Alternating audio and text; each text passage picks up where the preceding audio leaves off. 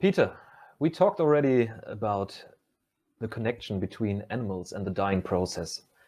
What about physical phenomena? There are reports that deceased persons or their spirits have influenced mechanical or electrical devices. Do you know such reports from your own experience? Oh, yes, we've had a lot of accounts of this. One of the most famous ones, I think, is a place called Piercebridge in Yorkshire. And it's a pub. And in the Piercebridge pub, there was, and still is actually, a grandfather clock.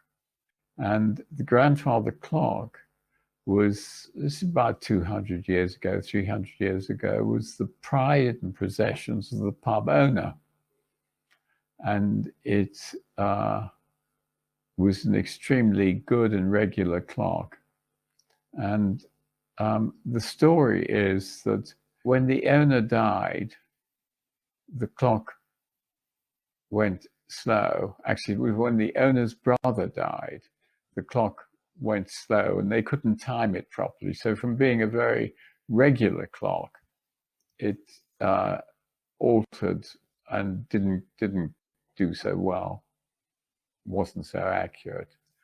But when the guy who owned the pub and the clock died, it stopped dead, never to go again. And probably you will know the song which was written about this by an American who came across and stayed in the Piercebridge pub. He heard this story, and the song is "My grandfather's clock was something or other, and it stopped dead, never to go again in the day he died." And so he wrote a whole song about this clock, which people know, but it referred to an actual clock and an actual account. So clocks do stop. Only mechanical ones? No. We've had accounts of electronic ones. One was, there were two brothers, and one brother died, and the other brother, he didn't have a deathbed visitation, but he was told about it by another relative, and the relative went to see him and said, "Terribly sorry, I've got to tell you that your brother has just died." And he said, "I know." So they said, "How?" He said, "Look at the clocks."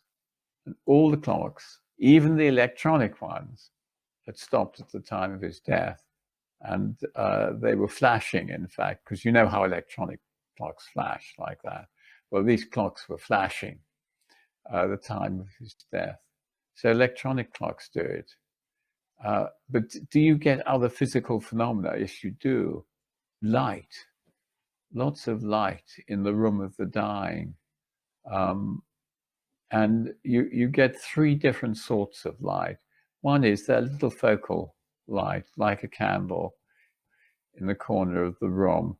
And we know we've got some nice accounts, particularly by chaplains who sat with the dying, who quite often will see a candle in the corner of the room. Then you get light in the room itself, quite bright light. And then you get a transformation of the person. So they, in fact, are lit up with light.